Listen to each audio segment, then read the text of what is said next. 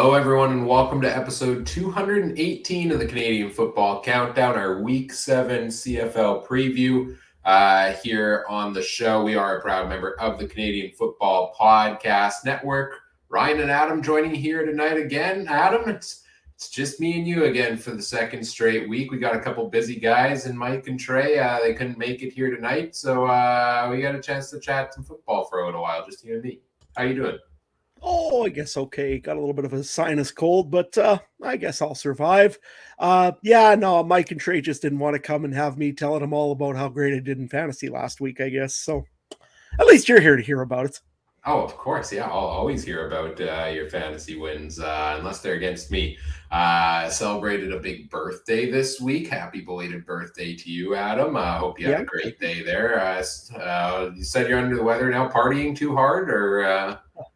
I could only wish. Instead, I was cleaning out some bad grain out of a grain bin, and that doesn't usually sit well with me. I should have taken some Claritin or something just to help for relief before, but live and learn. So hopefully I'll be okay here. I should be fine. And as we go through the show here tonight, maybe we'll talk about a couple of teams that need to get rid of some bad grain in the grain bin.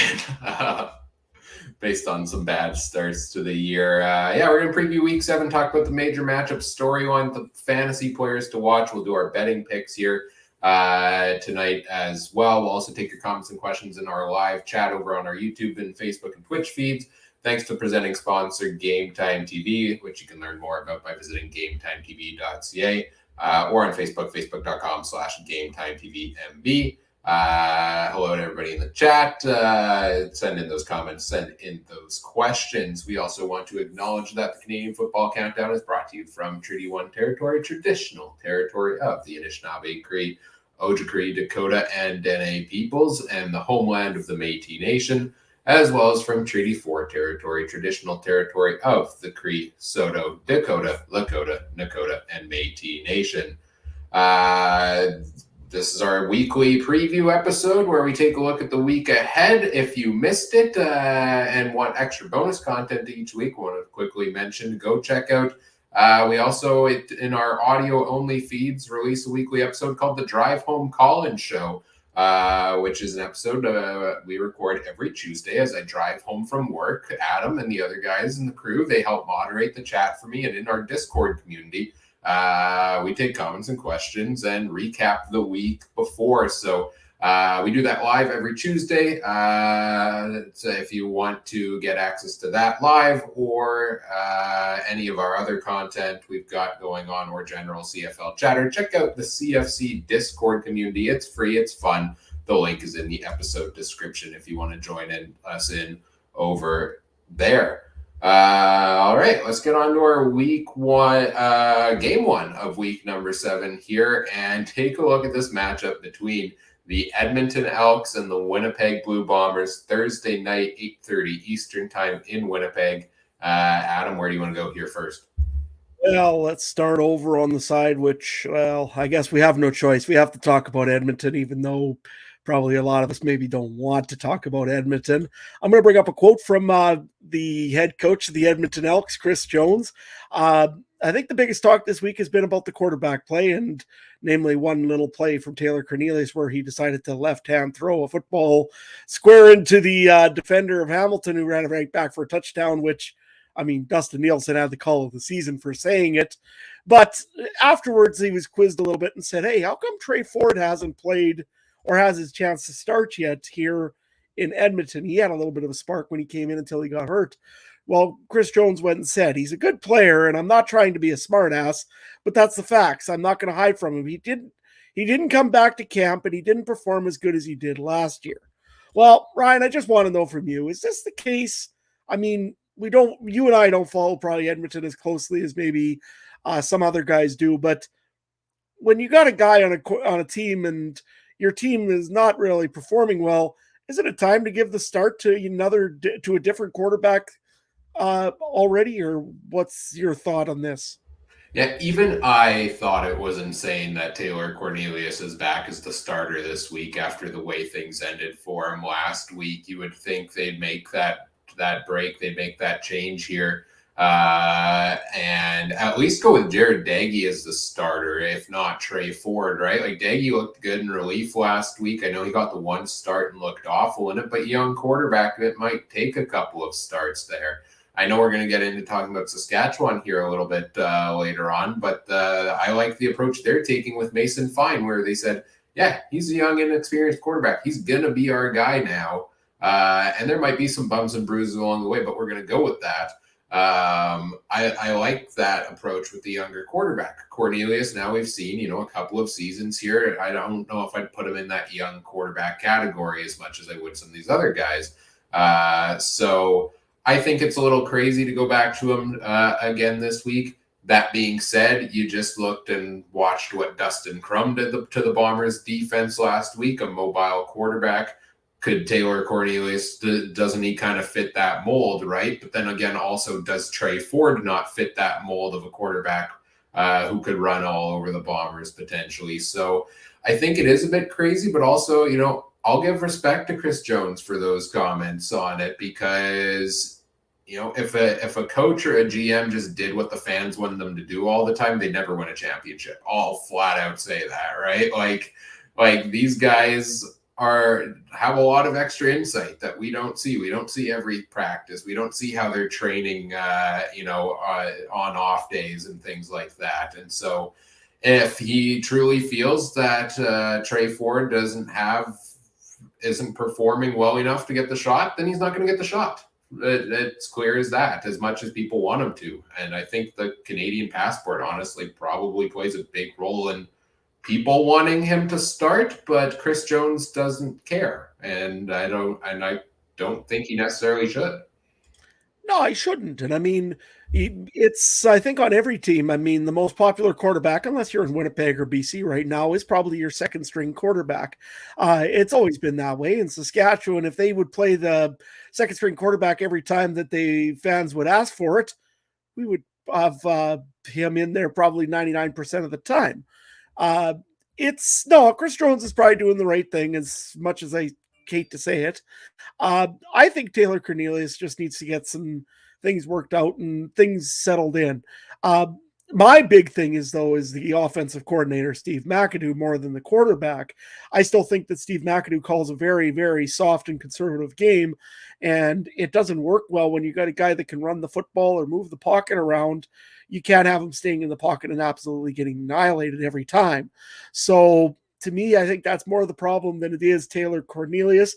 Myself, I mean, I'm a Trey Ford fan. I want to see Trey Ford play too, but I also want to see Edmonton just have some success, period. And I don't think I see that happening.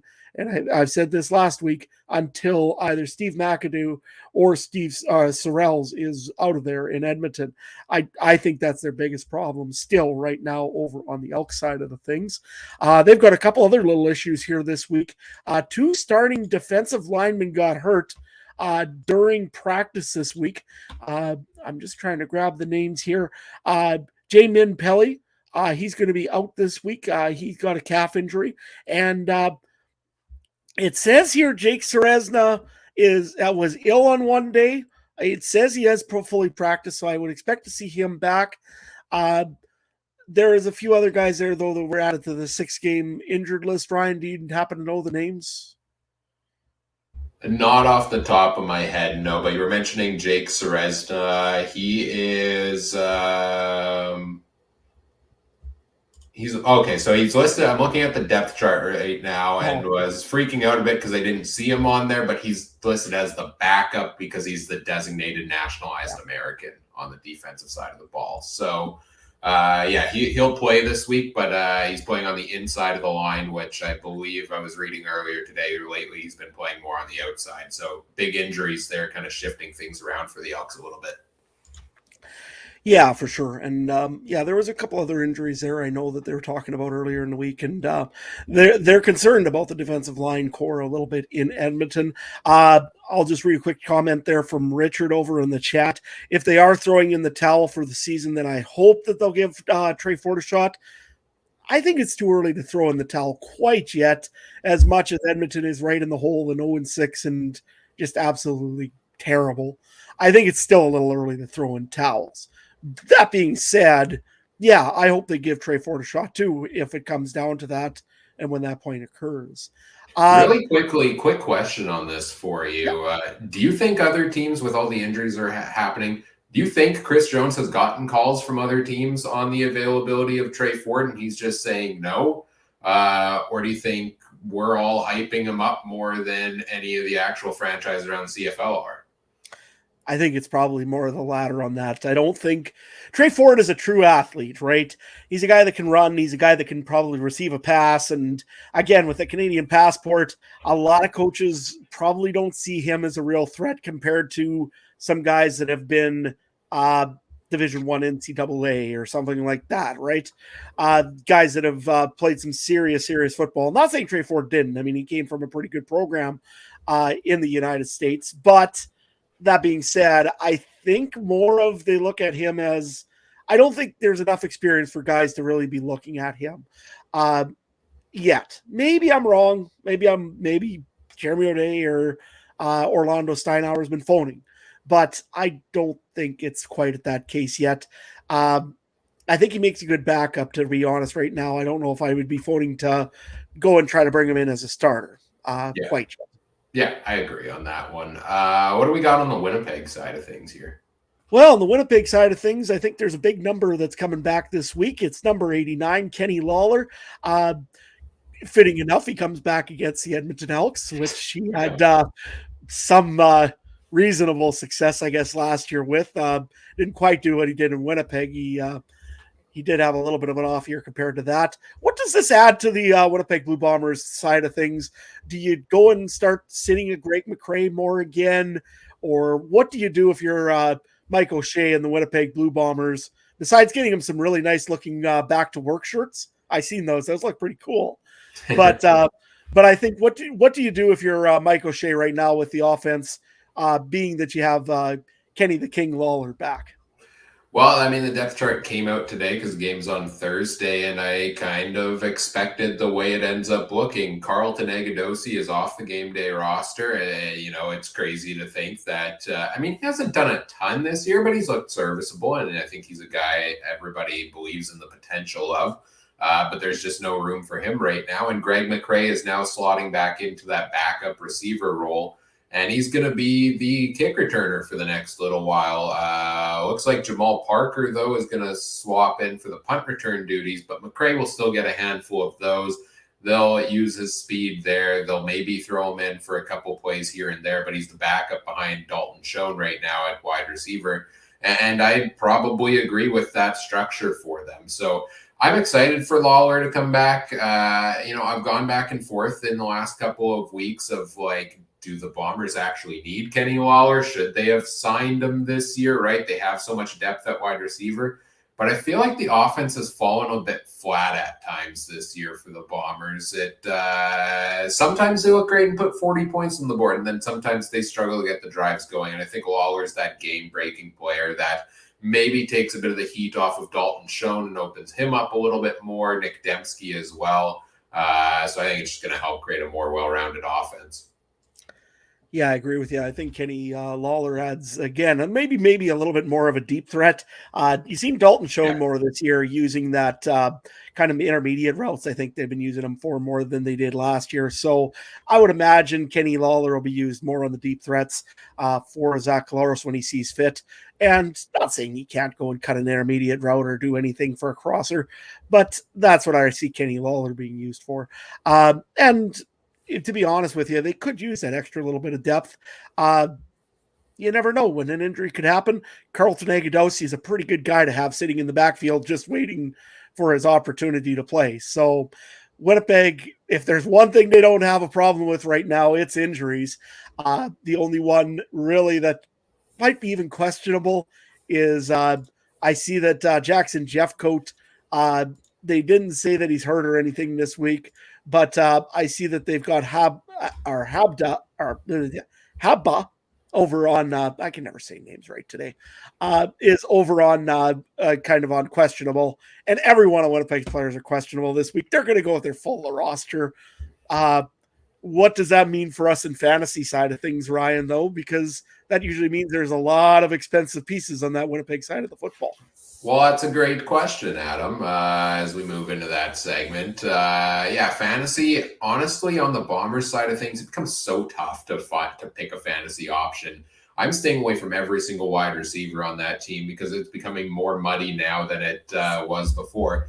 It seems like they actually did a bit of a price shift this week. Where I'm not sure if you noticed when looking at the fantasy prices and stuff, where I don't think any of the running backs were at quite 15,000. Wide receivers, there's a pretty small set there too. Whereas I think almost every Bomber receiver was 15K last week. So it's dropped a little bit. Kenny Lawler not in the game because the official fantasy site sets their players available on Tuesday, and I guess they didn't read the news that made it pretty clear Lawler was going to be back before they said it. So you can't pick him this week. But I do want to give him an honorable mention because I know some of our listeners do play DraftKings fantasy as well. And we had a user in our Discord channel, GMan81, pointing out earlier today that Lawler's only $6,000 on DraftKings, whereas a guy like Dalton Schoen is 12,000. So to me, that's a huge price difference. And if you can get Lawler at half that price, that would be a receiver I'd actually consider taking for the Bombers. But if we're going on to my official players to watch this week, I don't have any Bombers receivers, but I do have running back Brady Oliveira at $14,000. He's got a salivating matchup with the Elks defense almost every week this year. The running back you take is the one playing the Elks. James Butler had the big game last week there. Brady had a pretty down week in the rushing totals last week. 9 carries for just 16 yards. He did get more involved in the passing game, had a couple big catches there in that one. He's averaging 3 catches a game in his last 3 games, which you really like to see from a running back. But only 9 carries and 16 yards when they were leading as much as they did. That was a blatant mistake by the Bombers' offensive game plan, and I don't think they make that mistake 2 weeks in a row. This is a game they should be able to lead pretty well, and I think they're going to adjust from last week. So I think Oliveira could get a ton of touches, especially in the fourth quarter in this one. So I'll lock him in at $14,000. I've also got Maurice French on my players to watch once again this week. He's at 7,500. He's averaging 7.7 targets per game, which is pretty good. And he's still a relatively cheap price. That's worth the chance, I think, against the Bombers defense. I kind of fell apart in the second half last week. If they play that bend but don't break defense, or if they're leading a lot and it's garbage time and they're backing off, the Elks have put up some decent passing numbers in garbage time, it seems, in the past couple of weeks. So maybe French cashes in on that. And finally, in this game, I've got the Bombers defense. Last time the Bombers dropped a bad performance against BC, they followed it up by holding Montreal to just 3 points, and they put up 20 fantasy points in that game. I expect them, like I said, to learn from last week's mistakes, dominate the time of possession in this game, and wreak havoc on an Elks offensive line that has struggled this year. I know they're up and down here and there, but I'll take the Bombers defense here as a player to watch. Who do you have here, Adam? Well, this week here, I went and last week I said I was going to pick Brady Oliveira. I was so glad that I switched that one at the last second. But this week I'm definitely taking him. I mean, Edmonton just let so many yards against. Last week, I mean, Hamilton isn't known for a rushing football team, and they made Tommy Condell look like that's all he calls his rushes. I mean, that's talent. So I'm going to take Brady Oliveira for sure because Winnipeg's going to be in a bad mood after losing that game against Ottawa. They're going to pound the ball and they're going to pound Edmonton into the ground as far as I'm concerned, on the ground if they can. All the hype will be about Kenny Lawler, but they're going to go and give it to Oliveira just to go and mess with them. The other one I'm taking is the Winnipeg defense. I mean, you just lost a game that was embarrassing to lose, and what better way to prove that you guys are still a dominating team by shutting out Edmonton. It's happened already once this year that Edmonton got shut out. I could see this happening again, to be honest with you, in this game. I'm so sorry to Edmonton Elk fans that are watching this, but this is going to be ugly. I'm taking the Winnipeg defense and Brady Oliveira. So So you think this game's going to be ugly, but the question becomes how ugly does it get as we get into the betting odds on this one? Now, Trey did send us the odds right before the show. I believe he pulls them. Normally, he uses the odds that are up on CoolBet, but obviously, your different odds providers will vary. And I took a double look there, and they pulled the odds for this game down. But this is what Trey said they were earlier in the day, so maybe they're adjusting them. But we'll go off of what we know here. Winnipeg is 14.5 point favorites to win this game, over 2 converted touchdowns, and the over-under is at 49. This is the biggest spread I've seen in a while in the CFL, and I don't know what to do with it. So you can go first here, Adam. Oh, thanks. Anyway, I know Edmonton's going to lose this one. I'm sorry, Edmonton. It's just not going to happen that you're going to pull off an upset, and Winnipeg's going to lose 2 games to Ottawa and Edmonton. I'm just sorry, but you know what? I think I'm going to take Edmonton to cover because that is a huge amount. Winnipeg probably will cover it too. Watch them do it, but I'm going to take Edmonton to cover, and I mean, a 40-4 game, that's still 40 under 49. So I don't know. I'm going to go the under. But as crazy as it sounds like a good time to maybe take the over. But I don't know why. I feel like Edmonton is going to get absolutely shut down. And yeah, so give me the under and give me Edmonton to cover. Yeah, I think I got to go Edmonton to cover here as well. The line is just too big that I don't trust it. I would rather take all the possibilities within that versus the one possibility of it being a complete blowout here. Even though I think the Bombers will be able to win this one handily. Richard in our chat here mentions they're excellent. Edmonton's excellent in garbage time. You're not wrong, and the Bombers defense isn't when it comes to garbage time sometimes. So I could see a case where it gets close at the end, and then that's where I struggle with this over-under of 49 here because I could see it going over. I could see the Elks putting a couple touchdowns on the board here still. But I think I go back to that 17-3 win the Bombers had over Montreal, and I'm thinking something similar, maybe a bit more high scoring, but I'll go under 49 here as well. I'll agree with you on this one. And so we'll probably both be wrong, but at least, hey, misery loves company, as we've said before. Let's move on to our next game here. It is the Battle of Ontario. I guess Ottawa's in Ontario as well. One of the battles of Ontario. We've got Toronto in Hamilton. Friday night, 7:30 p.m. Eastern time. What are you watching here, Adam? Well, the first thing I'm going to be watching is the new quarterback that we have again this week. We're going to be saying this a lot because there's a lot of new quarterbacks that are either having their first start or are coming off the bench in the case in the next game after this. But I'm going to definitely be watching our one guy over in Hamilton. That would be Taylor Powell. There's maybe a little bit of pressure on the kid. I mean, he's got... Bo Levi's not close to coming back. Matthew Schultz, I'm guessing we're going to see him on the 6th game tomorrow, but we'll see what happens there, I guess. And he does have some backup help, I guess. Antonio Pipkin was just signed by the Hamilton Tiger Cats. Ryan, how much of a leash do you give the guy? I mean, they don't have a lot of depth in quarterback right now in Hamilton, but how much do you let him go out there, and do you just... I know this is a rivalry game, and this is a huge game for Hamilton because they need the points and the victory to kind of keep in the season series with the Argos. How much do you play Powell, or before you maybe start considering a change if he does have a bad start to this game, or can you even change him?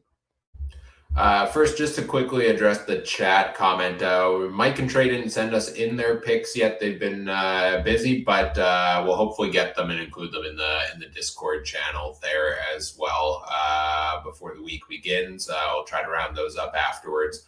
For Taylor Powell and his leash, though, I think you got to give him the full game unless it goes completely haywire, and maybe a couple of games here. You look at the other options they've got. Kyle Oxley was brought in, 2 weeks ago, and Antonio Pipkin was brought in this week. So Taylor Powell was in training camp, I believe, all training camp long. I'm not familiar with how long he's been with the Ticats, but I think you got to give the guy a chance. You know, you're in a situation where Bo's not ready to go, where Schultz is now on the 6-game injured list.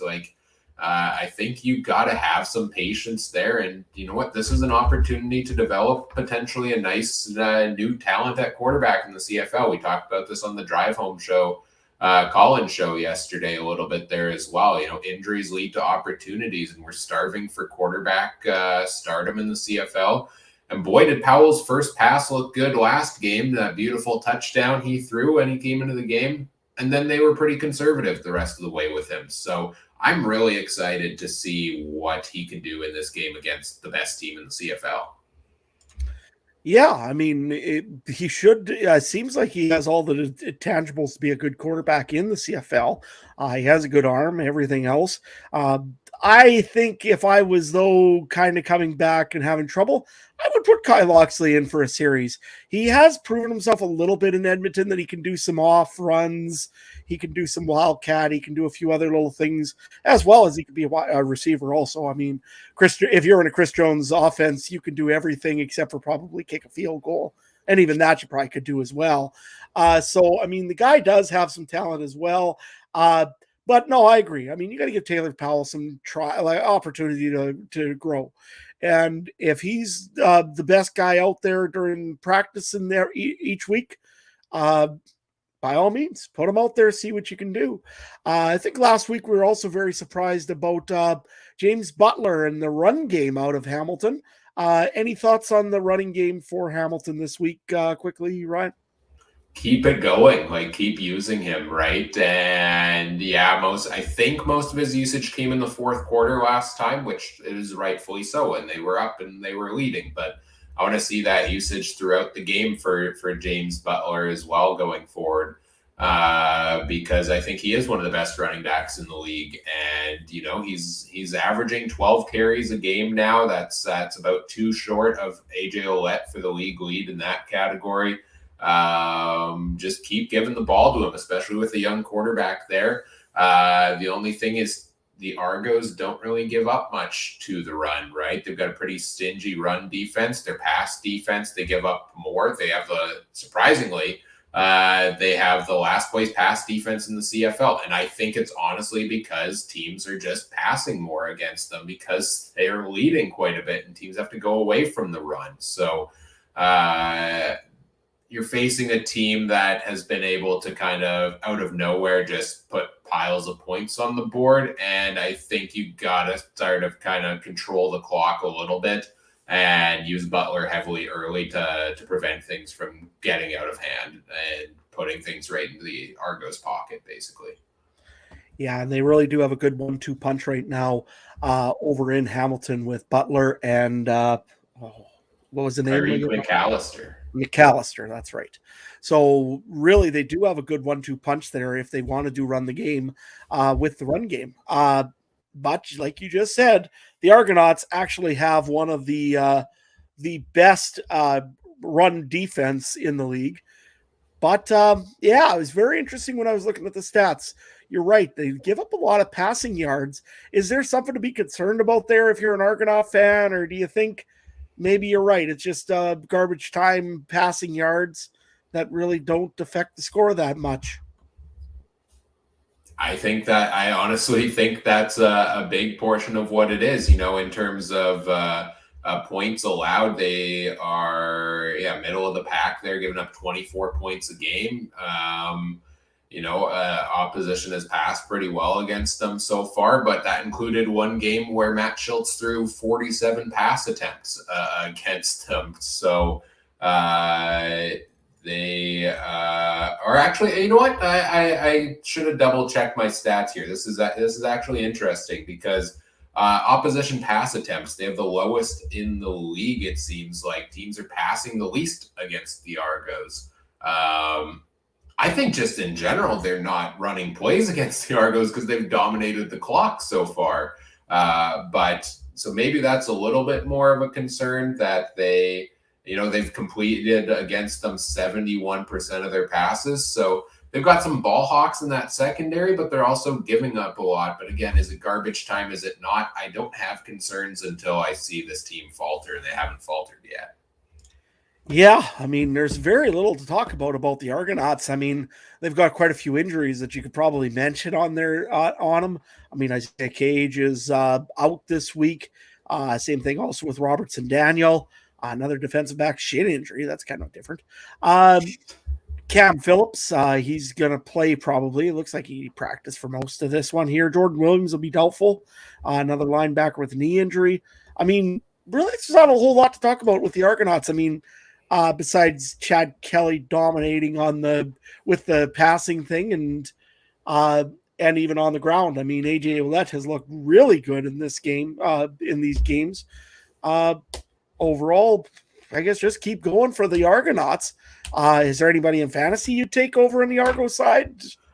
Oh yeah, there's a number of guys I'm looking at in this game on both sides of the ball here. So we can get into that. We'll start with Chad Kelly. He's $14,900. You get to save crisp $100 fake bill from what I expected his price to be. At that price, to hit your value, you need 30 points out of a guy.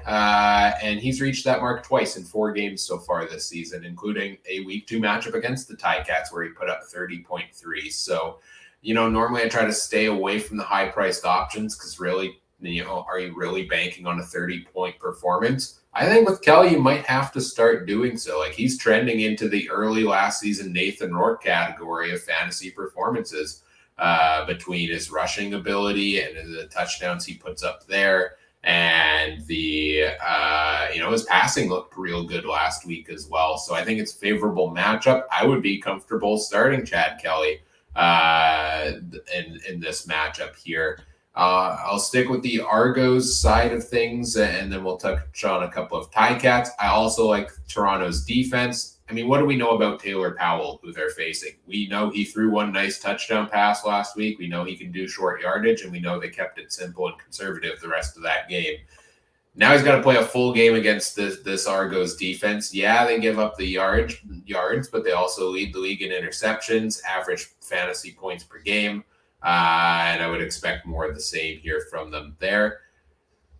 Wide receiver is interesting because nobody on the Argos has taken over the reins as the leading receiver yet. Curly Gittens Jr. has the highest average targets per game with 5. They have spread the ball around completely. They're also leaning on their run game quite a bit there as well.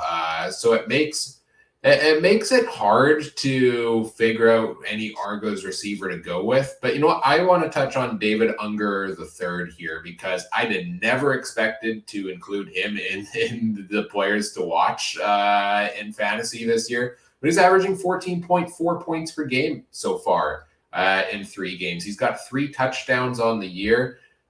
Interesting enough, though, it's come on just 3 targets per game. He gets hardly any volume, just 9 targets, 9 catches so far this year. Normally, I don't like banking on touchdowns. You don't chase touchdowns, you chase volume in fantasy, especially with receivers, because that leads to more opportunities for yardage and touchdowns.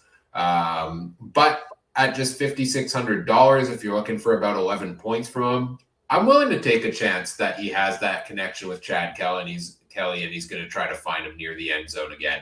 If he doesn't, maybe I fall 5-6 points behind the 8 ball of trying to maintain the average I'm looking for among all my prices.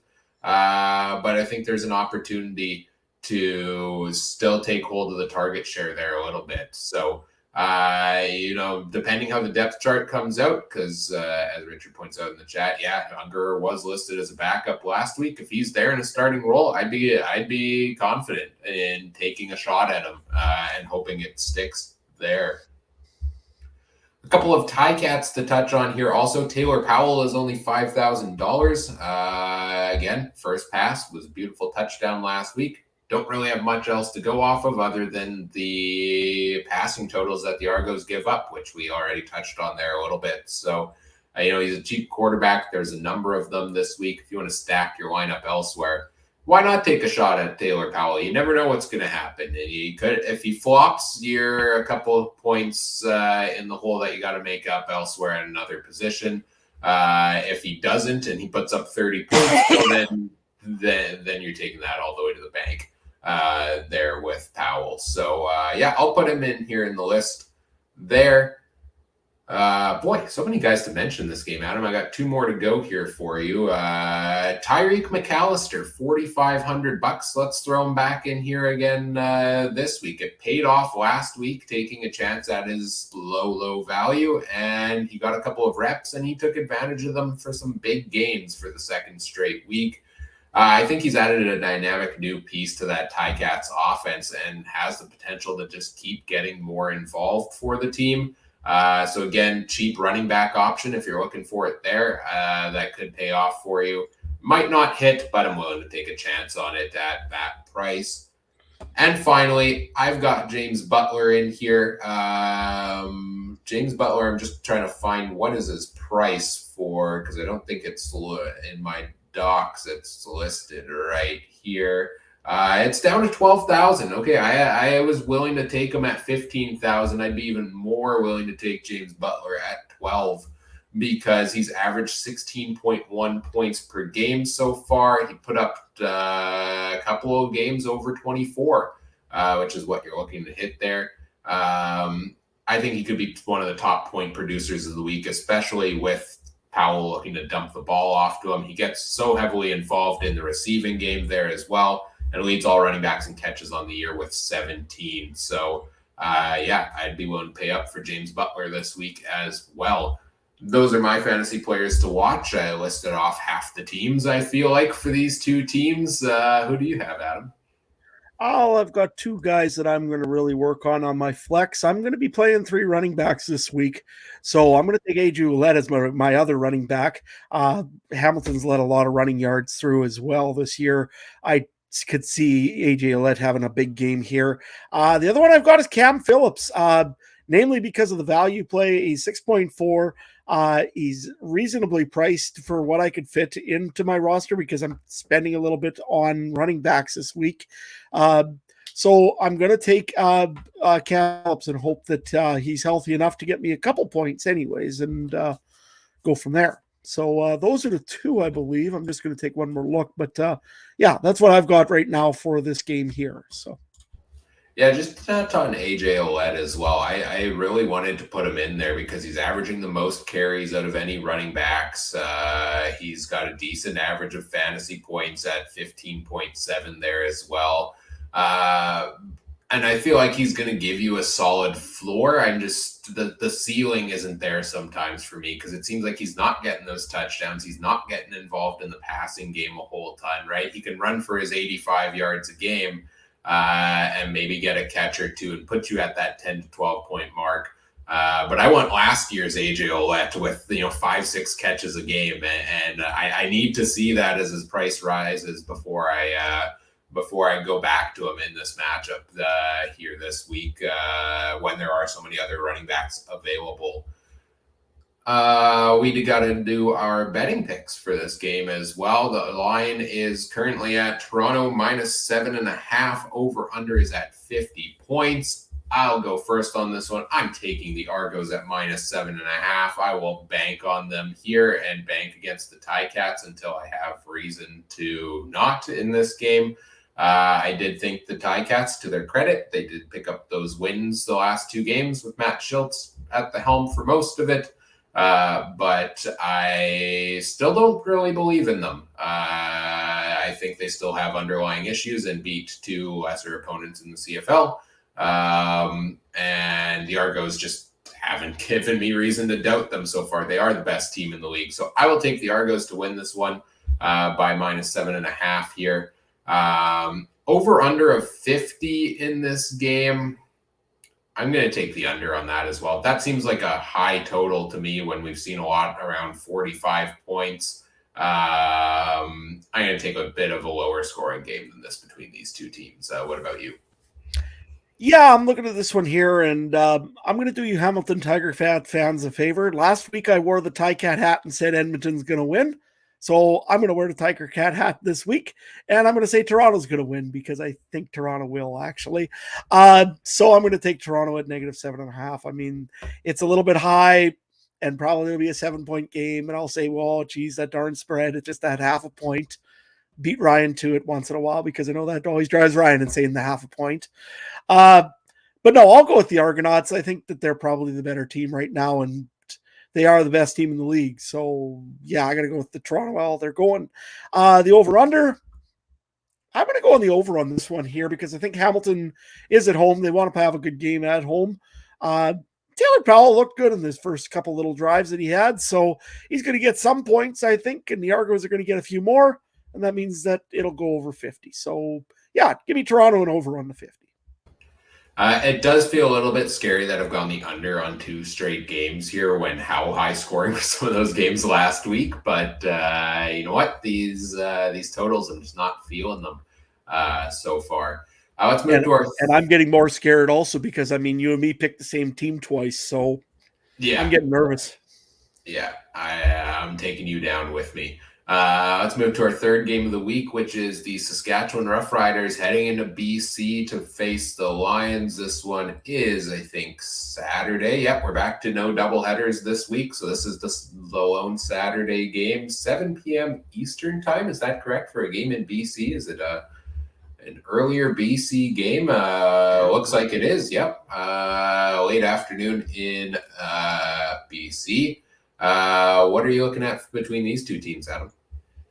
Well, I think we all know what I'm going to be talking about with Saskatchewan this week, and that's the loss of Trevor Harris. I mean, that was a huge loss for the Saskatchewan Roughriders. However, that being said, it seemed like they were pretty fine, actually making some good throws. And yes, I'm going to go and eventually get a counter and see how many times I make a joke about Saskatchewan Roughrider quarterback Mason Fine. I think the only thing I could see last week when I went to the game there, and the thing I could see was that they are really missing some offensive linemen and they're really missing some defensive secondary. The Riders, without Peter Godber and without Brandon Council and without Gerald Hawkins, are a completely different team than with the team that they had on the offensive line last week. Last week reminded me and gave me too many flashbacks of 2022. I mean, Trevor Harris is getting sacked, or everybody else was getting sacked, and it was just rough. So Ryan, as they got a new quarterback in this week in Saskatchewan, I mean, obviously simplified a game plan, I would think, but or did they really even have to? I mean, Mason Fine's been here for 2 years or 3 years now. He should know the offensive playbook a little bit. What does Saskatchewan really need to do to have success this week besides trying to get away with a bunch of holding calls? Well, you know, you talk about simpler playbooks. Didn't you hear a former Riders quarterback just said a couple weeks ago that supposedly or inferred that, you know, the Riders don't build playbooks for their quarterbacks or game plans around them, as Coach Jardo said. So I was laughing as he said that because, you know, the quarterback coach and offensive coordinator is now your head coach in Montreal, but okay. Yeah, what a weird dynamic there. But no, Mason Fine comes in. I mean, I think he could perform fine. I think he could be adequate there. Add one to the fine counter on that one. But I think he, you know, showed some good stuff last week. Obviously, the team believes in him. I think it was a good vote of confidence for the team to say, we're sticking with him because, you know, if he struggles early in this game, and he's got a tough matchup against BC here, he struggles early, people are starting to say, okay, put in Jake Dolegala, trade for Trey Ford, you know, all of these different things, make a call for Dane Evans. And I think that is likely what we would hear from Rider fans, but they tried to kind of get out of the jump of this of like, Mason Fine, you know, he's going to perform, and it might take him a little bit to get into the swing of things, but you're going to be without Trevor Harris for a while here. So he's going to take a bit of time to get situated in things. And I think they have some pieces there to still be successful with him. You know, their receivers have stepped up big time this year. Jamal Morrow, this is where you lean on him even more heavily than you have so far. You've got a former running backs coach as your offensive coordinator now. You better be using one of the top backs in the league. Morrow had 9 targets last week. I was going to get into that in the fantasy segment here, but 9 targets from last week. You'd have to think they're going to use him heavily in that regard again this week. And I think that's kind of the key. You gotta stop Matthew Betts, though. I mean, on the Lions side of things, he is on a torrid pace so far this year to lead the sack race. And the offensive line, this might be one of the true tests for you of, is this line improved this year, and can you fight through the injuries to give Mason Fine enough time to do it? Yeah, I mean he's fine when he has the time, Mason, but it's just that's too. He does get the ability he has to throw it is great, but if he's got a guy in his face like Matthew Betts all game, that's not going to help Saskatchewan's cause by any means or any stretch of the imagination. That being said, I think the key, one key is that the Riders actually have a little bit better news on the injury front right now, as it looks like Brandon Council will be back for this game. So that's a little bit of a help. Would be nice to see a few more come back, but hey, it's what it is. It's what it's going to be. The other one is on the wide receiver side of things. Saskatchewan maybe will have Braden Lenius back as well. And he's had some very good games out in Vancouver. He's originally from that area.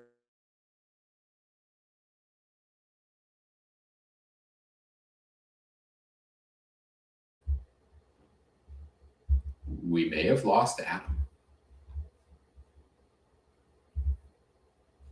Let Adam reconnect here a little bit, and I'll pick up where he was leaving off, talking about the injuries there for Saskatchewan, and say that, yeah, they've got a lot of them, and Braden Lenius coming back with all the other injuries they've got could be a huge re-addition for them. He's taken some time to get resituated in that lineup so far this year.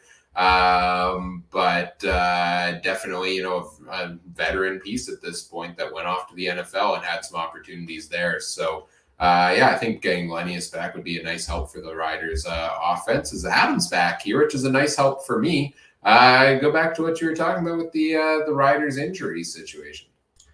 Yeah, they've got a pile still of injuries, though, that they need to be worrying about. I know if this was a Saskatchewan Roughriders podcast, we'd be all talking about why we made Brett Lowther try a 56-yard field goal the other game, but you know what? We're not. So I'm just going to say Brett Lowther's injured still. He didn't practice at all this week yet. So don't expect a lot of big field goals out of Brett Lowther this week. Jackson Ford is injured as well, mostly for special teams right now. Charles DeBeer, he's still fighting a leg injury. He'll be probable.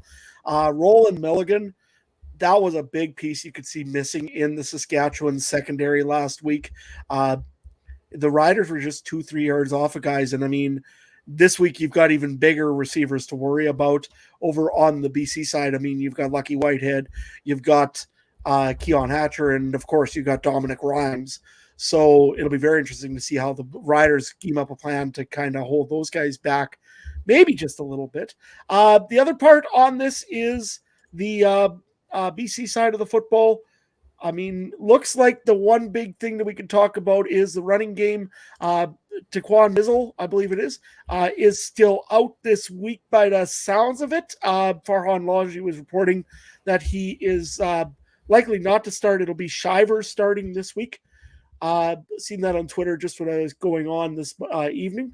So talk a little bit about the running game. I mean, Saskatchewan's been pretty good against the run game. They did stop last week Dedrick Mills to very few yards.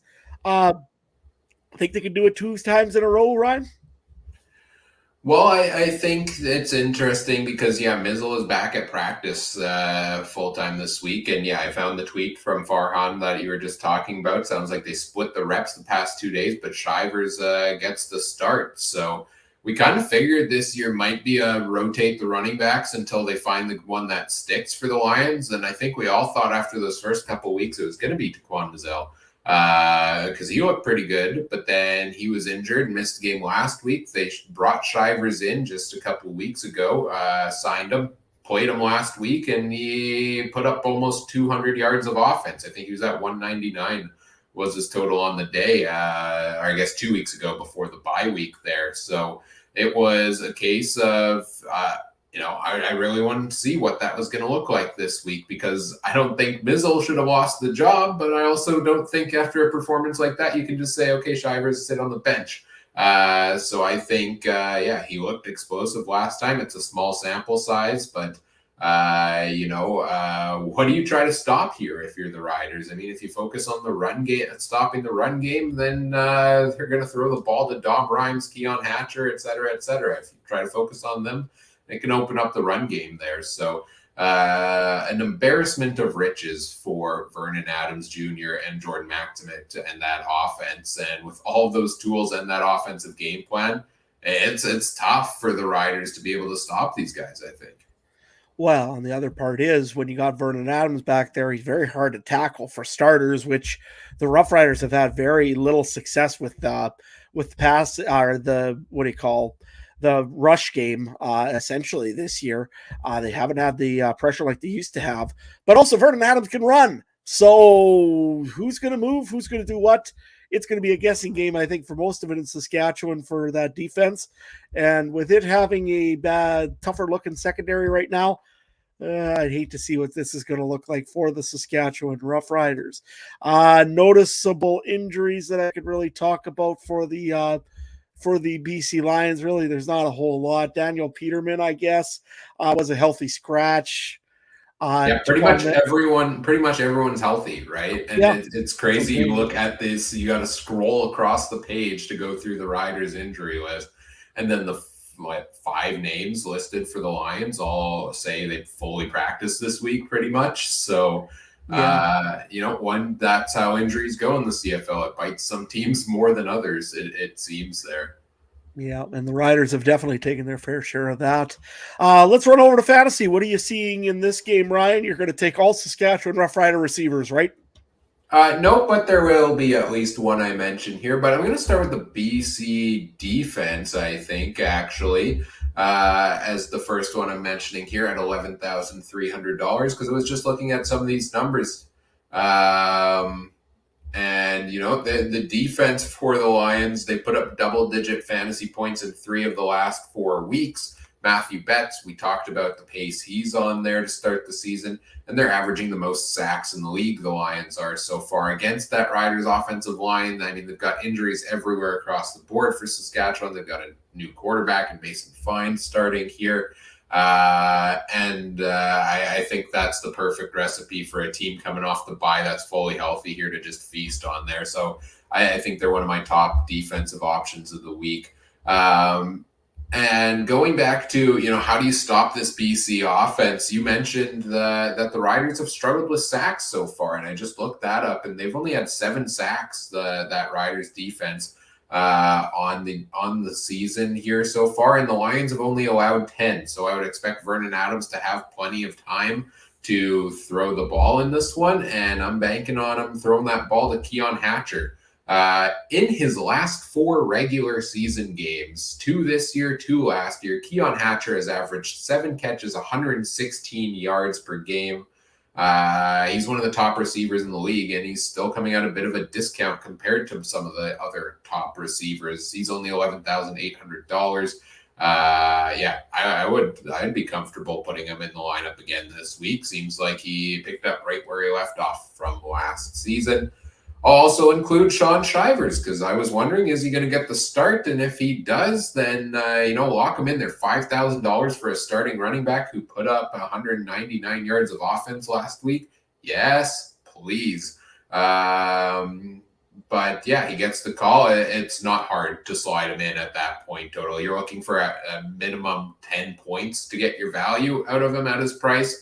And I think last week he showed the ability of what he could do, and he could potentially crush that there. That's all I've got for the Lions side of things. Let's switch it up this time, Adam. I've got a couple names on the Riders side, but let's break it over to you in the middle. Who are you watching for fantasy players in this game? Well, this one here, I'm watching lots of BC guys because I just have a bad feeling about. Let's face it, I don't think this game is going to be fine for the Rough Riders.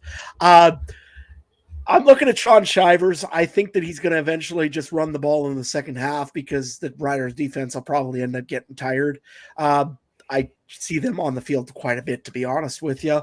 And the other one also that I'm going to take in this one is I said I was debating between. I said I was going to take the Winnipeg defense. You know, I don't know. I'm almost tempted to take the BC defense just because that can be a really dominating defense when it wants to be. And again, they're facing a very fine quarterback that could be a little bit tough. Yes, that one was a stretch. Uh, the other guy that I'm going to take in this game is Dominic Rhymes. He's good usually for one touchdown or a big play here or a big play there. He ends up getting you enough fantasy points. I find, yes, he's 15,000, but the way I built my roster, I can always afford the one $15,000 player. And for me this week, it'll be Dominic Rhymes. So that's what I'm looking at right now. If somebody had to pull my arm and make me pick one Saskatchewan Rough Rider player, it probably would be Tevin Jones. He's a pretty good pickup for what he is. He's always seeming to get targets at him. However, he still has a case of the dropsies once in a while. I'm just hoping that last week maybe gave him some real confidence after that circus catch and run for a touchdown, which Saskatchewan fans are upset because he got a touchdown. Yeah, let's see if he can replicate that catch again this week. I've got two names on the Riders side that interest me here. I've got running back Jamal Morrow. You called it on him last week, Adam. He was your captain. He led you to your massive fantasy week. He's $12,800, and the main reason I like Jamal Morrow is he got 9 targets last week. That is the absolute dream for a running back. And with Mason Fine taking over, with all that pressure from the BC defensive line, I'm expecting quite a few dump passes off to the likes of Jamal Morrow, which are going to pad his totals there a little bit. So I think the Riders would be wise to lean on him. Does that mean they will? Maybe not. I hope they do. So I think he's an intriguing running back play this week. And I haven't talked about this guy yet this year. I really, as I make this list every single week, I'm trying to spread it around a little bit because I could come here and regurgitate the same stats on the same players every single time, but and sometimes you have to because they keep producing, but you also want to find new guys. So let's talk about Kendall Watson for the Saskatchewan Roughriders at $7,000. He's seen his target share and his fantasy totals go up every week he's played. Last week, he reached 6 catches on 8 targets. I think with the unknowns of how Mason Fine will perform, I'm not willing to go back to Tevin Jones this week at his price. I'm not willing to go to Sean Bain. Sam Emelis has dropped off ever since that 3-touchdown game. I was debating between putting Mitchell Picton or Kendall Watson here, but I'll go with Watson because, yeah, he's increased his target share. And at this price, maybe the safest bet among the Riders wide receivers if you're looking to take one of those here against the Lions. Let's get to our betting odds on this one. The Lions at home here are 10-point favorites over the Riders, and the over/under is at 45.5. Adam, what are you thinking here? Oh, I hate betting against the Riders, but this week I'm going to because it's, you know what? There's too many injuries still, and as much as I don't want to make that an excuse, it's a good one to make because honestly, their offensive line last week was bad. There's no other way of describing it. When you watched it, it looked like guys were confused. It's not going to help having a quarterback that hasn't been playing, a backup quarterback still. You don't have all those reps with the guy. He'll be okay. I mean, he'll be fine, but nevertheless, Richard in the chat, you were asking who is the backup quarterback in Saskatchewan. That would be Shea Patterson. I'm sure he's probably going to be called the second string quarterback. Used mainly in short yardage plays and some odd wildcats and everything. I wouldn't expect anything out of him for fantasy. And honestly, the Riders went and literally said that Mason Fine is their guy. So they're clearly fine with him. So I think that probably you ain't going to see a change.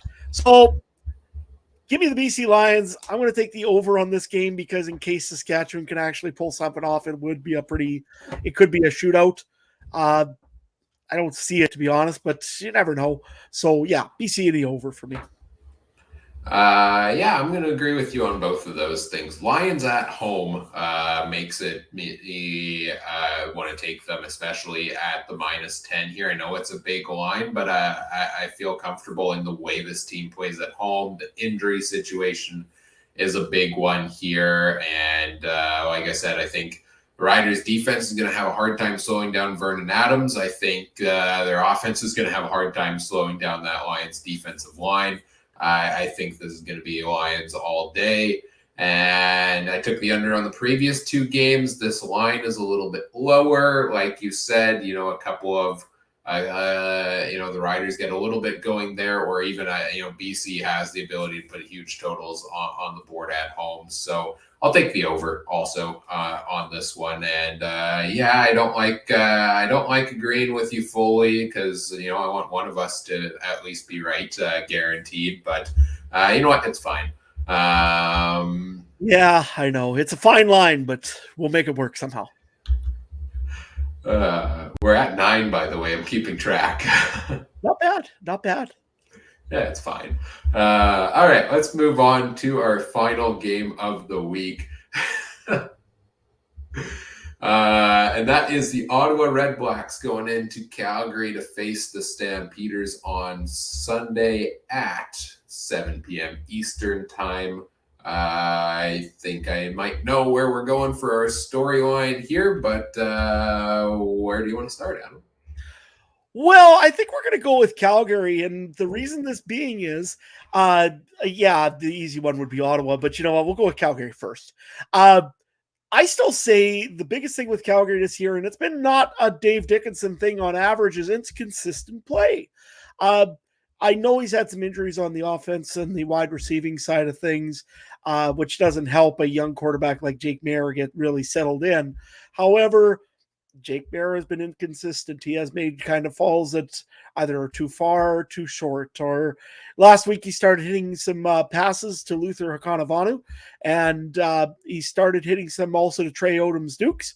But yet, I don't know why. All of a sudden, Dedrick Mills all of a sudden didn't do much in that game against the Saskatchewan Roughriders.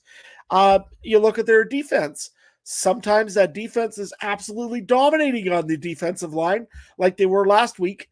I mean, put an asterisk maybe a little bit beside it because of the offensive line troubles in Saskatchewan. But last week, the defensive line looked crazy good. Then the first game of the year, they couldn't get really much pressure at all on Vernon Adams. So this team is kind of all over the place, really, the Stampeders. What are you making of all this, Ryan? Is it like what's changed? I mean, besides the quarterback? For Calgary, yeah, I don't know. They've been a puzzle I can't piece together here for the Stampeders so far this season. I mean, Maier had a good bounce back last week, like you mentioned, over 300 yards, 70% completion rate, which was his highest total of the year by us. I mean, he had one game of 67, but the others were all under 60. So, Maier's starting to complete those passes a little bit more. He's bringing it down a little bit on the interceptions. I mean, he had one game with 3. Other than that, he's had one every single game, so you can kind of bank on one of those from Maier a game, it seems. But 2 touchdowns last week from him. So, I think he's going to go through the motions this season, and I think Maier is going to get things back on track if they stick with him as the season goes along. Calgary as a franchise, I struggle based on all of the years of success of seeing them, be a bottom feeder team in the West Division. I feel like this is a team that is going to get it together yet. And whether that's Maier picking up this play, whether it's leaning on Dedrick Mills, that defense, being able to shut teams down potentially there a little bit as well. I think this Calgary team, they've had some share of injuries themselves. They've had a younger receiver core. But, they've got Bagleton back now. Markin Michelle has come in and been a solid, short yardage receiver there for them as well. And some guys are going to step up, newer guys that we didn't have too much familiarity with this year. So I struggle to be that down on what Calgary's done so far this year, even though I kind of am, if that makes sense.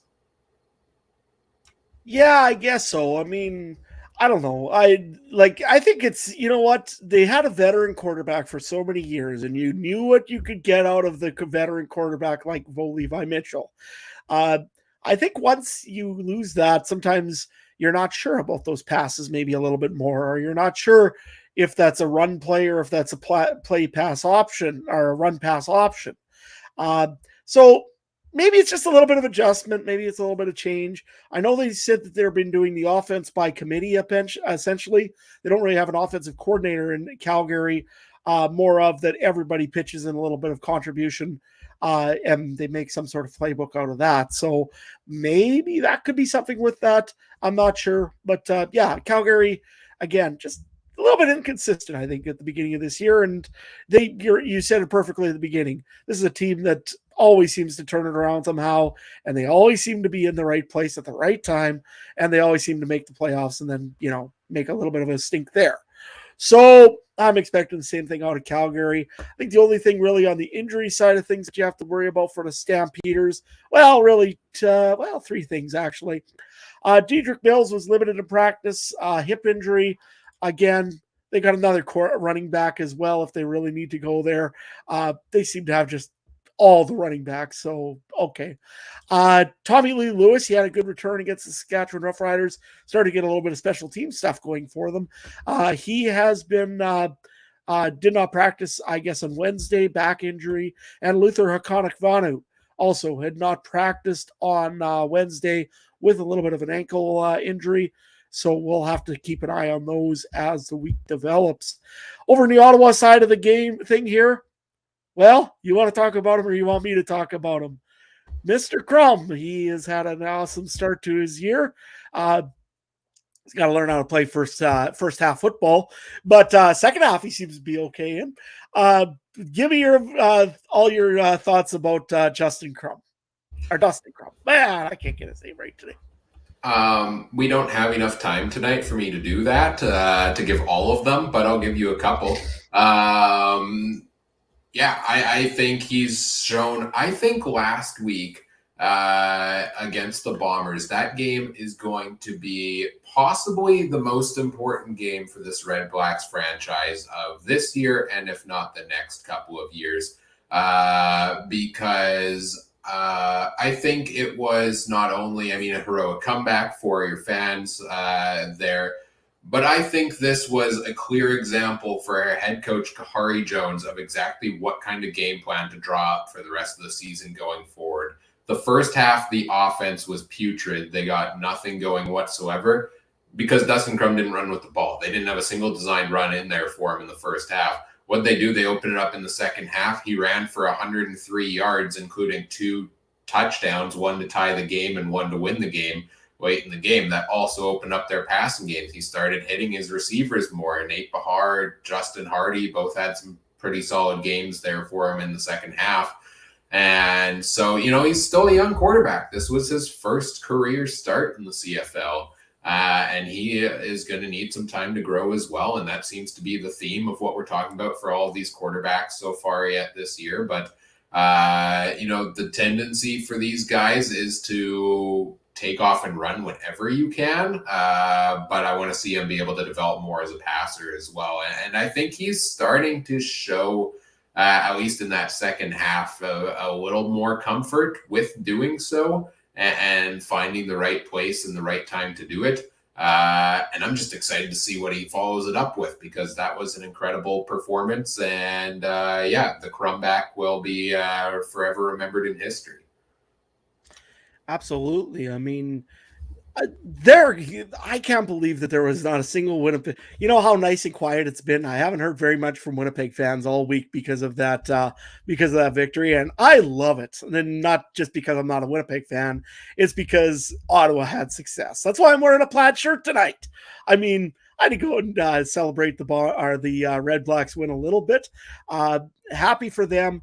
They finally had a little bit of success. I just want to see them build on it. And playing the team that they're playing this week, they've had success in Calgary.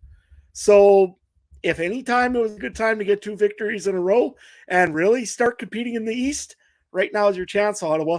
And I'm excited for him, to be honest with you.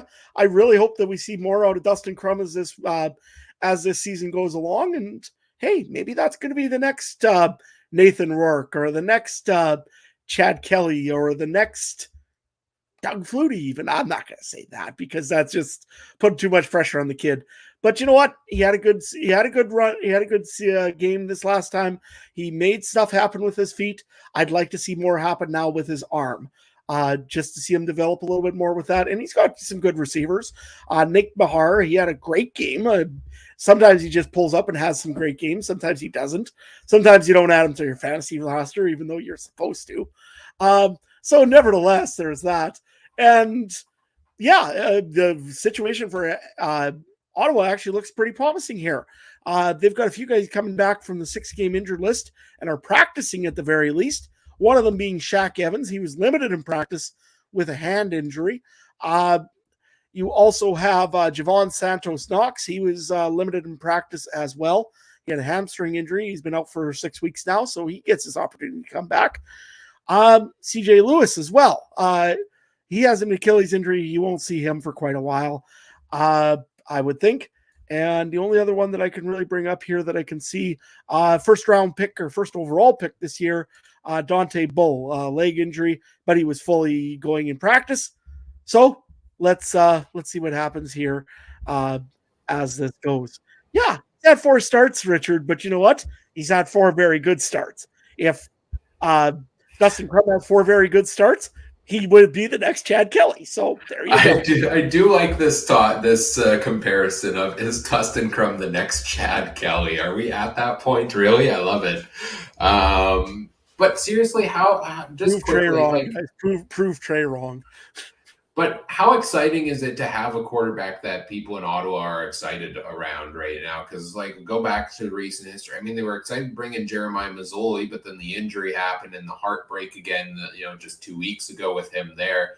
But other than that, in recent history, who have you had as your quarterback since Trevor Harris left? You had Dom Davis. You had Jonathan Jennings on the downside of his career. Matt Nichols. You had Nick Arbuckle has come in and tried to be your guy. Remember the Duck Hodges era of the Ottawa Red Blacks? So, I know he's young and he's going to falter here and there along the way, much like he did in that first half last week. But I'm just excited to see a young quarterback that this team and their fans can be excited about.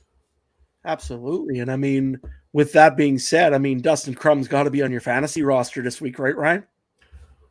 Oh, yes. All aboard the Dustin Crum train. Count me in for another ride, another week here. $5,400 is his price. I expected it to jump up more than that after what he put up last week and the week before. I expected maybe somewhere around at least $7,000. But no, if you're going to put him at $5,400, I know I've given out some other options that obviously I'm going to weigh up until it's time to finalize my roster as well.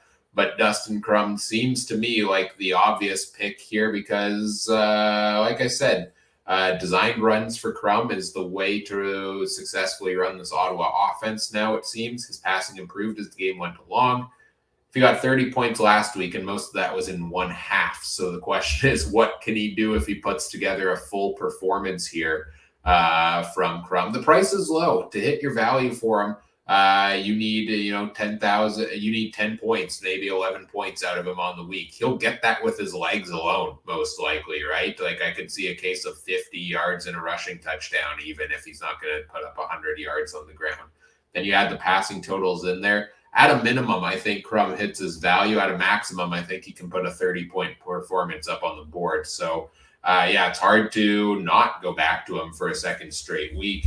And if Crum is going to have a better passing week, then I think I like Nate Bahar at $7,500 at wide receiver. 14 targets, 10 catches for Bahar last week, after he had just 4 targets in the last 2 games combined before that. Sometimes it raises the question, is it just a flash in the pan? Is it a sign of more to come as Crum's favorite target? You've got a young QB. We don't really know who he's favoring as his go-to target too much yet because we haven't seen a ton of passing from him.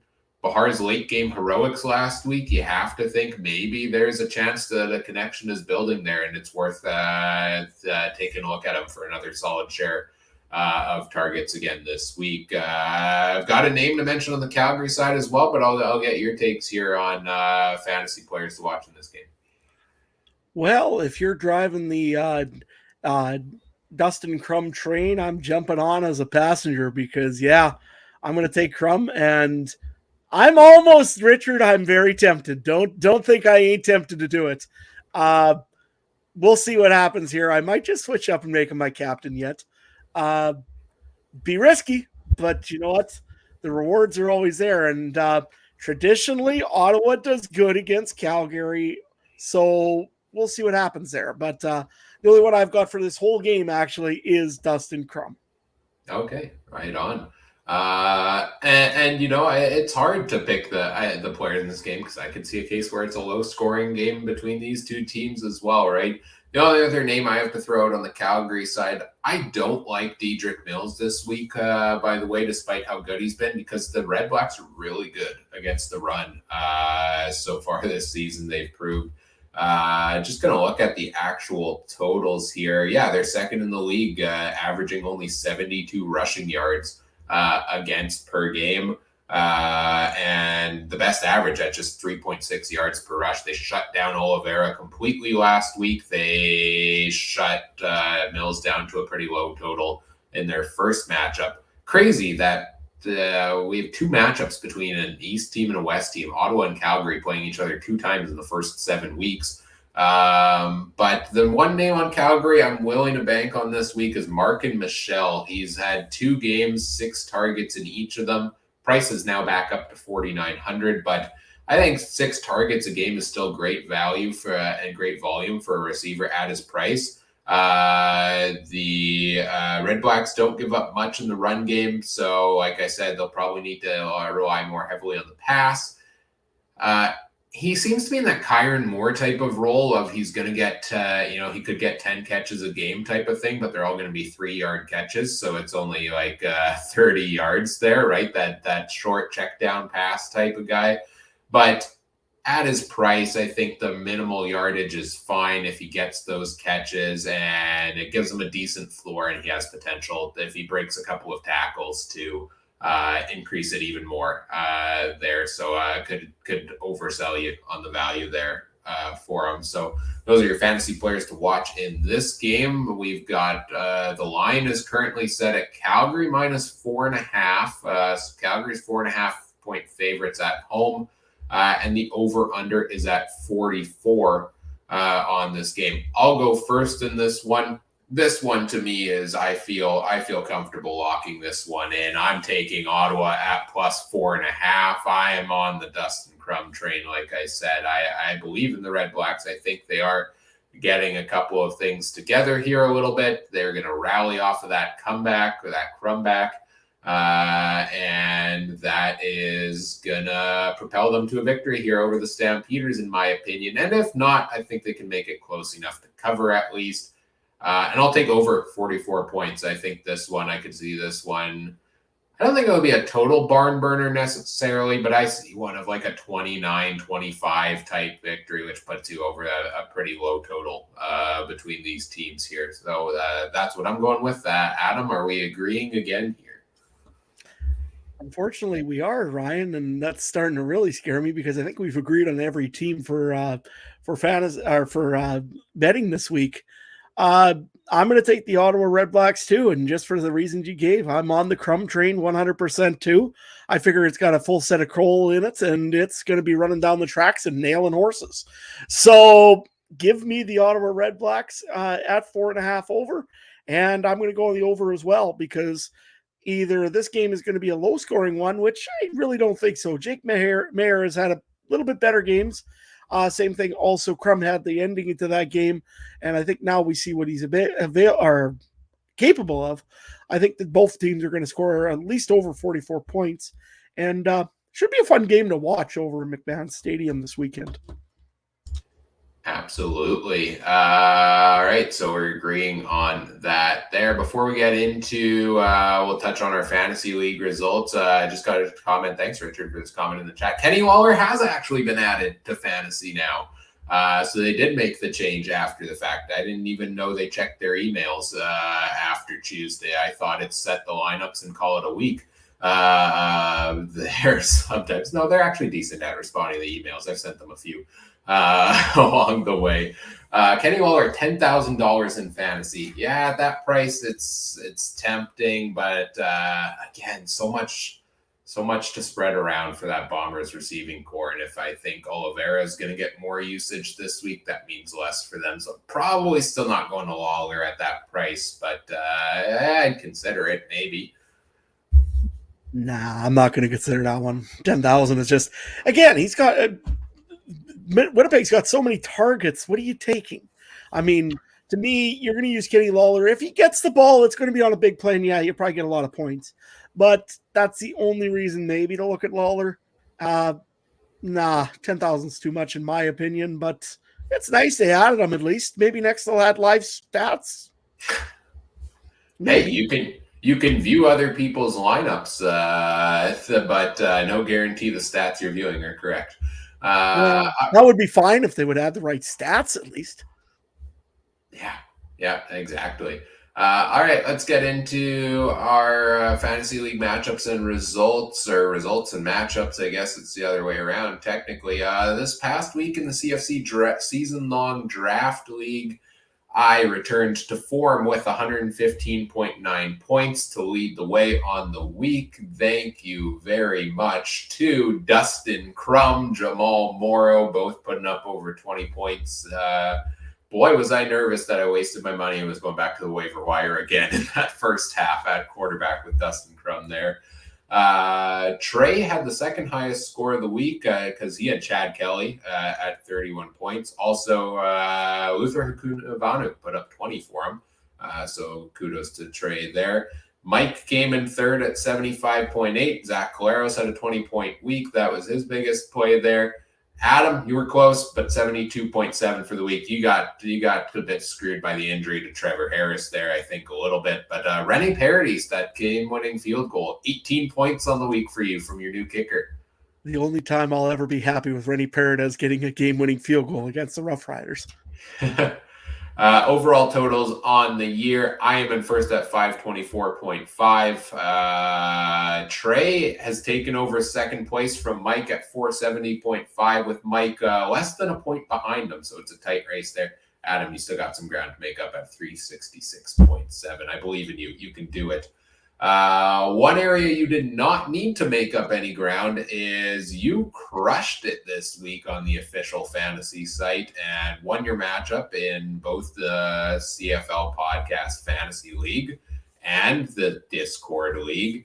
142.2 points this past week for us. Do you want to just share quickly what your lineup was this week for us, Adam? Yeah, let me just grab it here real quick here for you. In the meantime, you want to run through the CFC stuff? Yeah, for sure. So in the CFL Podcast Fantasy League, all three of us won last week. You, me, Adam, me, and Trey all won our matchups. We also finished with the top three scores of the week in the league. So it was a real good week for the CFC crew there. And we're now all back into playoff spots. So that's exciting. This week's matchups, I face Daltz from Rouge Radio. Trey faces Travis from the 2 and Out CFL podcast. Adam, you've got Steph from Go Stamps Go, so make sure you check out all those other great shows as well, and lots of great content that they produce there, and best of luck to everybody in those matchups this week. So, Steph, I mean, that means she has to pick all Stamps players. Isn't that the rules with the Go Stamps Go podcast? Right? No, one of their hosts actually tries that fantasy. So, well, that also see because I was trying to trash talk her with a former Edmonton Elk.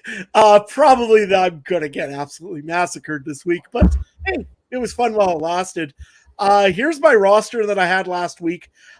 Took Toronto Argonauts defense. Took Dustin Crum. He got me 30.3 points. Had AJ Ouellette. He gave me 12.3 points. I had, I'll talk about one other guy right away. Tevin Jones. He gave me 17.4 points. Austin Mack gave me 14 points, and Dylan Mitchell, I feel bad about that one. I swapped him out. I got 10.8 points, but the guy I swapped him out for was Tyler Snead. That would have been, I would have been first everywhere if I had Tyler Snead. I'm pretty certain of it. Probably, yeah. But the big player for me last week, I played a shrewd play and put in Jamal Morrow. It was a little bit of a risk because it's the Calgary Stampeders, and sometimes they really can stop a defense and our offense and a running game, and sometimes they can't. But traditionally, Jamal Morrow does have a good game against the Stampeders, and he had a big one, that one, with the receiving yards and with the run yards. Had a score of 49.2 for me because he was my captain. And yeah, I won every league that I was in. I got into the Champions League. I got some money back from the the Canadian Football Fans Fight Cancer League. So yeah, it was a good week for me. Right on. Congrats to you. Yeah, 142.2 points. I had 121. Trey had 115. Mike had 107. So good week for the whole CFC crew. In the Discord league, where the four of us play alongside 8 other members of our Discord community in our head-to-head league there. You, myself, and Mike all won our matchups this week. Shout out to Mike for taking down the leader, the undefeated leader, Sandwiches, by a couple of points there. Trey, unfortunately, good week in the point totals for him, but tough matchup, loses to Brandon Sanders this week, who, won off of the back of Tyler Snead and Dustin Crum. 2 of the guys, when he came on the show preseason with us, told us they were going to be fantasy stars this year. We should have listened. We really should have. But this week's matchups, I face FM Fan 2014. Trey faces Cheppy. Adam, you've got Barry, and Mike's got Brandon in matchups this week. So best of luck to everybody in our Discord community playing in this league and tuning into the episode. And good luck again this week. And Adam, we'll see if we can run the table again in our fantasy leagues this week. I got to try to get into that Champions League so I can take you down there in week 18. Hey, I was just happy that I could actually beat Joe over in US Tecmo over from Bonfire Sports, I believe it is, isn't it? Or no, he's Rouge, White, and Blue. Rouge, White, and Blue. That's right. Yeah. Sorry. But yeah, he was a former champion. I was sitting there, I was like, oh, this is going to be ugly. Ends up where I actually win that one. And yeah, done the other guy that's making bets on who wins the fantasy leagues. I made him proud. That would be Joe Blatsky. Yeah, Joe, I hope you keep picking my matchups wrong every single week. You're 0-6 now, I believe. So let's keep it going. Pick me to win and I'll purposely lose. No, I'm not going to go that far. All right. It's a fine line. I'm not counting that one. That wasn't even within the context of talking about the Riders and Mason Fine. But as we get into wrapping things up here, the Fine watch is at 10. 10 fine jokes on Mason Fine. But what do we have coming up on the podcast? Well, we'll next week have another edition of the Drive Home Call-In Show coming on Tuesday. So get in the Discord community if you would like to catch that live and send in your comments and questions for us to take on that one, or find in your audio feeds day after as well. Discord link is in the episode description. And then we'll be back here on Wednesday to preview week number 8 in the CFL. Same time, same place, all the same type of content that we've been doing here so far. If you want to follow more along with anything else we've got going on, you can find us on social media, on Twitter at CF Countdown Pod, on Facebook.com/CF Countdown Pod there as well. Check out all the other great shows from around the Canadian Football Podcast Network at CF Pod Network. I'm on Twitter at CooperTrooper42. Tune in to find out who my new Hall of Fame candidate for this week is. Last week, Chad Kelly took over the Nathan Rourke Hall of Fame spot for this season. Lasted less than a day before Dustin Crum took it away, and as of right now, he is my leading candidate to put into the CFL Hall of Fame because he deserves it. That's mostly what I'm tweeting about, or inefficiencies in the CFL stats. Adam, what do you all got going on these days? Where can people find what you're talking about? Well, besides making jokes about Mason Fine, you can find me at Adam Stewart 1. Mainly I'm posting farming stuff up right now. Haying's almost done. That means harvest is getting closer. 2-3 weeks away, maybe might see some action. I doubt it, but you never know. Mainly right now it's fixing stuff, getting stuff ready to go, getting items done.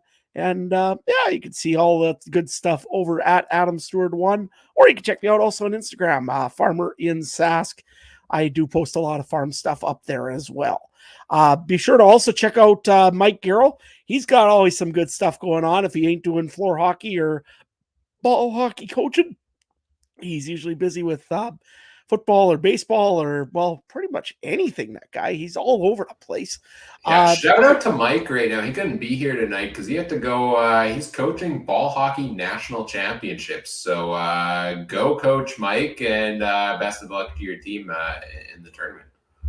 Absolutely. I mean, national title. We're going to see Mike bringing in the trophy soon here. So that'll be cool when that happens. Yeah, and you can also follow Trey at Trey Harness Link. He's probably out riding a horse right now, or, well, talking about a horse, or just generally taking a night off because he deserves one. Guy works hard. So yeah, be sure to follow him at Trey Harness Link as well. You know, if Mike's ball hockey team, and I apologize, I don't know their name off the top of my head, but if they win the championship, then we become the official Canadian football podcast of that team, just like we did with your Theodore Buffaloes. So they don't get much of a say in the matter. I think the deal's done. That's how that works, right? I guess the unofficial official is the right term there. Yeah. Great show tonight. Thanks for anybody who joined us live. Thanks for the comments in the chat. We always appreciate those. We also appreciate if you do all the fun things such as like, comment, subscribe, rate, review, share the show with your friends. Help us grow the show. We always appreciate that. If you like the show and you're leave us a 5-star review on your podcast platform of choice. Helps it move up the rankings there. We'd love that. And thanks as always for tuning in. Enjoy this week's games. I hope they're as good as this past weekend's, because it was a great week in the CFL. On behalf of Adam, I'm Ryan saying thank you for listening. Take care. Have a good one. Bye.